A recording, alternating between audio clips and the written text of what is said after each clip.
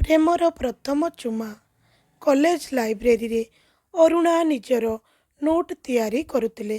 ତାପରେ ତାର ବନ୍ଧୁ ଶିଖା ତାଙ୍କ ପାଖକୁ ଦୌଡ଼ି ଆସି କହିଲା, ଆରେ ଅରୁଣା, ଶୀଘ୍ର ଚାଲ, କ୍ଷେତରେ ଖେଳିବା ସମୟରେ ତୁମ ଅବିନାଶର ହଠାତ୍ ମୁଣ୍ଡ ବୁଲାଇଲା, ଆଉ ସେ ତଳେ ପଡ଼ିଗଲେ। ସେଥିପାଇଁ ଆମ ଶ୍ରେଣୀର ପୁଅମାନେ ତାଙ୍କୁ କଲେଜ ପଛରେ ଏକ ରୁମ୍ରେ ରଖିଛନ୍ତି। ଅବିନାଶ ଜଣେ ପରିଶ୍ରମୀ ଯୁବକ, ଯିଏ ଗାଁରୁ ସହରକୁ ପାଠ ପଢ଼ିବାକୁ ଆସିଥିଲେ। ପ୍ରଥମ ଦିନ ଯେତେବେଳେ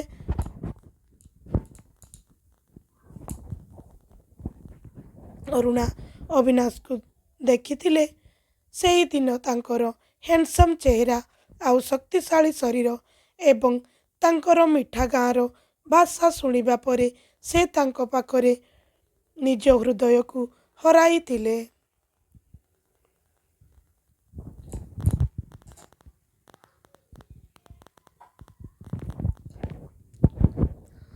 ତା ପରଠାରୁ ଦୁଇଜଣ ଫ୍ରେଣ୍ଡସ୍ ହେବା ପରେ ସେମାନେ ବହୁତ ସମୟ ବିତାଇବା ଆରମ୍ଭ କଲେ।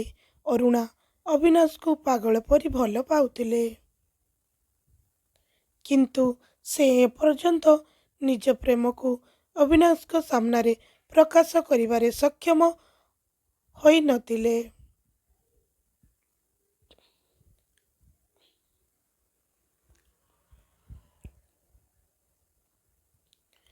ଏବେ ସେ ଅବିନାଶଙ୍କ ବିଷୟରେ ଏକ ଖବର ଶୁଣିବା ମାତ୍ରେ ସେ ଭୟଭୀତ ହୋଇ ନିଜର ହୋସ ହରାଇଥିଲେ।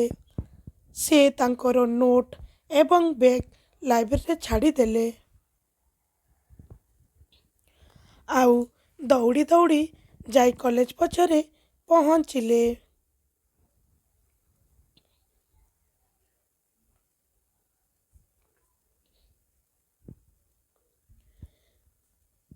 କିନ୍ତୁ ସେ ସେଠି ଯାଇ ଯାହା ଦେଖିଲେ, ନିଜ ଆଖିକୁ ବିଶ୍ୱାସ କରିପାରିଲେନି। ଅବିନାଶ ଏତେ ବର୍ଷାରେ ନିଜ ବାଇକ୍ ଉପରେ ଠିକ୍ ଠାକ୍ ହୋଇ ବାହାରେ ଏମିତି କ'ଣ ପାଇଁ ବସିଛନ୍ତି? ଆଉ ସେ ଅରୁଣା ଆଡ଼କୁ ଚାହିଁ ରହିଥିଲେ। ତାଙ୍କ ଓଠରେ ଏକ ସରଳ ହସ ଥିଲା। ତାଙ୍କ ହସ ଦେଖିବା ପରେ ଅରୁଣାଙ୍କ ହୃଦୟ ସବୁବେଳେ ଶାନ୍ତିର ଅନୁଭବ କରୁଥିଲେ। ଅରୁଣା ତାଙ୍କ ପାଖକୁ ଯାଇ ଟିକିଏ ରାଗିଗଲେ। ଏହା କି ପ୍ରକାର ମଜାକ ଅବିନାଶ? ତୁମେ ଏତେ ବର୍ଷାରେ ବାଇକ୍ ଉପରେ ଆରାମରେ ବସିଛ, ଏବଂ ଶିଖା ମୋତେ କହୁଥିଲା ଯେ ତୁମେ ମୁଣ୍ଡ ବୁଲାଇଲା କାରଣରୁ ପଡ଼ିଆରେ ପଡ଼ିଯାଇଛ।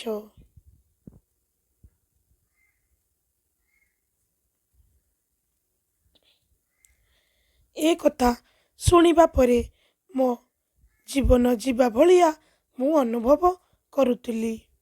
ଅରୁଣାର କଥା କହିବା ସରିବା ମାତ୍ରେ ଅବିନାଶ ତାଙ୍କ ବ୍ୟାଗ୍ରୁ ଏକ ଲାଲ ଗୋଲାପ ଫୁଲ ବାହାର କଲେ ଏବଂ ଅରୁଣା ସାମ୍ନାରେ ଗୋଟିଏ ଆଣ୍ଠୁରେ ବସିଗଲେ ଏବଂ ବହୁତ ଭଲ ପାଇବାର ସହିତ ତାଙ୍କ ଆଖିକୁ ଚାହିଁଲେ।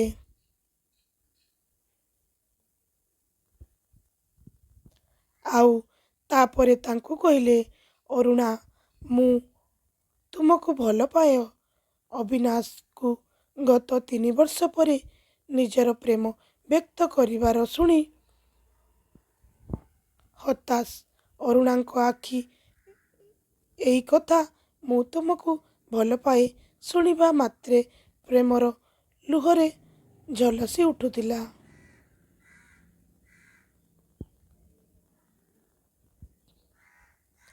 ତାପରେ ଅରୁଣା ମଧ୍ୟ ଅବିନାଶଙ୍କ ହାତରୁ ଗୋଲାପ ନେଇ କହିଲା, ମୁଁ ବି ତୁମକୁ ବହୁତ ଭଲ ପାଏ ଅବିନାଶ। ଆଉ ତାପରେ ସେ ତାଙ୍କ ଛାତିରେ ଲଗାଇ ଜୋରରେ ଆଲିଙ୍ଗନ କଲେ। ସେତେବେଳେ ଅବିନାଶ ଅରୁଣାଙ୍କ ହୃଦୟ ସ୍ପନ୍ଦନ ଭଲ ଭାବରେ ଅନୁଭବ କରିପାରୁଥିଲେ। ତାପରେ ସେ ମଧ୍ୟ ତାଙ୍କୁ ଦୁଇ ହାତରେ ହୃଦୟର ସହ ଆଲିଙ୍ଗନ କଲେ।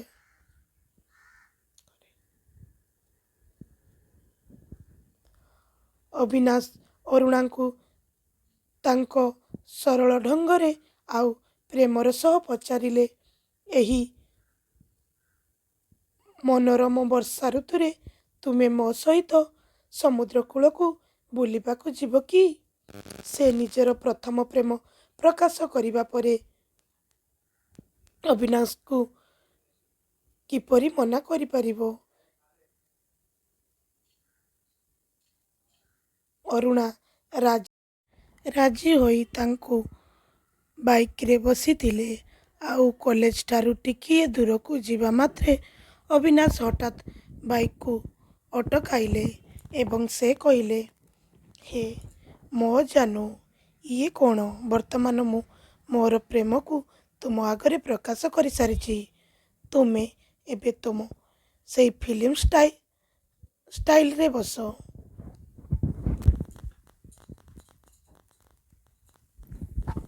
ସେମିତି ପଛପଟରୁ ଜୋରସେ ଧରିକି ଅବିନାଶର ମୁହଁରୁ ନିଜ ପାଇଁ ଜାନୁ ନାମ ଶୁଣିବା ପରେ ଅରୁଣାଙ୍କୁ ଯେମିତି ବହୁତ ଦିନର ସ୍ୱପ୍ନ ପୂରଣ ହୋଇଥିଲା।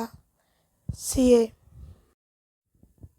ବାଇକ୍ରୁ ତଳକୁ ଓହ୍ଲାଇ ପୁଣି ବାଇକ୍ରେ ପଛପଟେ ଅବିନାଶଙ୍କ ଇଚ୍ଛା ଅନୁସାରେ ବସିଲେ।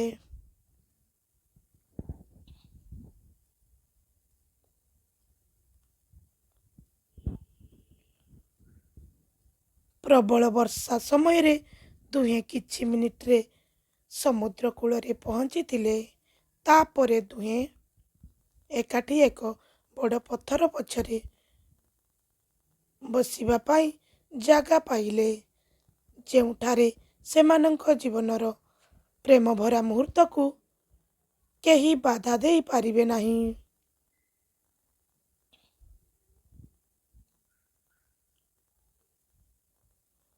ବର୍ଷା ଋତୁରେ ବିସ୍ତୃତ ସମୁଦ୍ର ସାମ୍ନାରେ ବସି ଦୁଇ ପ୍ରେମଙ୍କ ପ୍ରଥମ ପ୍ରେମ ଧୀରେ ଧୀରେ ଫୁଟିବାକୁ ଲାଗିଲା ଏବଂ ଦୁହେଁ ପରସ୍ପରର ଆଖିରେ ହଜିଯିବା ଆରମ୍ଭ କଲେ।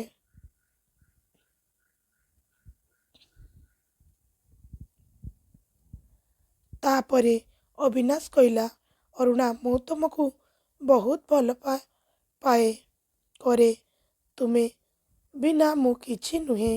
ତୁମର ଆଖି ହ୍ରଦ ପରି ସୁନ୍ଦର, କେଶ ରେଶମ ପରି ନରମ।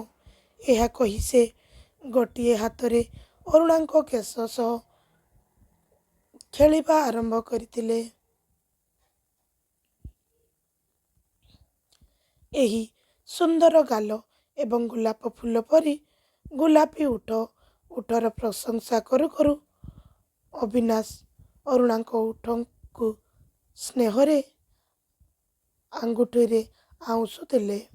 ତାପରେ ସେ ଧୀରେ ଧୀରେ ତାଙ୍କୁ ନିଜ କୋଳକୁ ନେଲେ।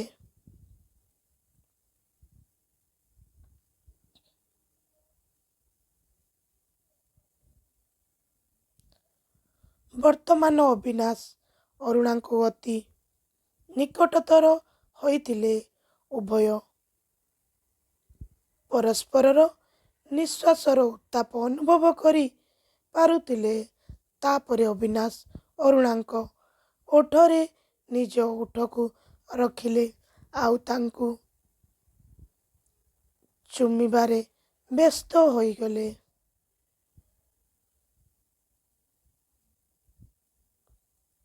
ସେ ଅବିନାଶଙ୍କୁ ପ୍ରେମ ପାଇଁ ନିଜକୁ ତାଙ୍କୁ ସମର୍ପି ଦେଲେ।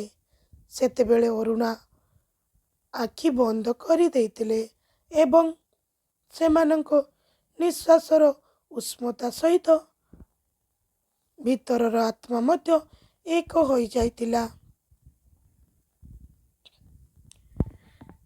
ହ୍ୟାଲୋ ଫ୍ରେଣ୍ଡସ୍, ଯଦି ଏ ଷ୍ଟୋରିଟି ଆପଣଙ୍କୁ ଭଲ ଲାଗିଥାଏ ତାହେଲେ ଲାଇକ୍, ସେୟାର, ସବସ୍କ୍ରାଇବ୍ କରିବାକୁ ଭୁଲିବେନି। ନମସ୍କାର, ଜୟ ଜଗନ୍ନାଥ। ମୁଁ ଆଶା କରୁଛି ସମସ୍ତେ ଭଲରେ ଥିବେ। ଏବଂ ନିଜର ଯତ୍ନ ନେଉଥିବେ। Bye bye, take care. ପୁଣି ଦେଖା ହବ ଆଉ ଗୋଟିଏ ନୂଆ ଷ୍ଟୋରି ସହିତ। ଏତିକିରେ ମୋତେ ବିଦାୟ ଦିଅନ୍ତୁ।